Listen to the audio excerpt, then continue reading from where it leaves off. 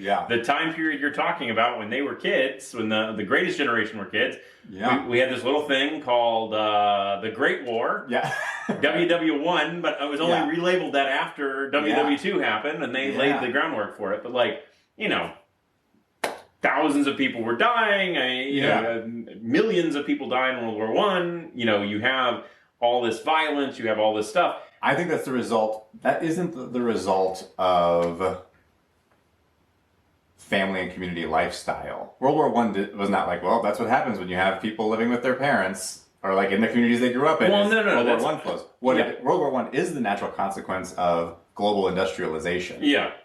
So I think, again, so when you're going to what's the causal chain, who and what is to blame? What's to blame is industrialization. And I think the movement from an agriculture-based society to an industrial-based society is the next big watershed. And then the way civilized to death... So we go back a century and you get the Napoleonic Wars. Yes. So what was...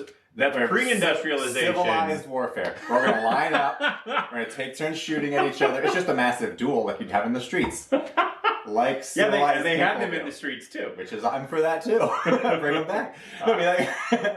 Dueling in the streets? No, but again, it's like the paleo thing. It's it is useful to know what people ate before agriculture because that's how our bodies evolved. Yeah. And it's useful to know in a very parallel way how society was organized for post-hunter-gatherer. 94.5% of it was in an agricultural world, not an industrial world.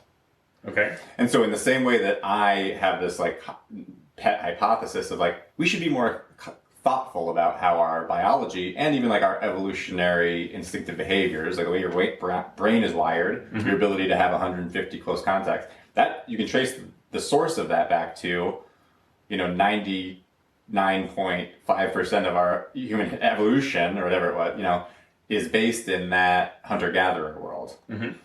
By that same logic,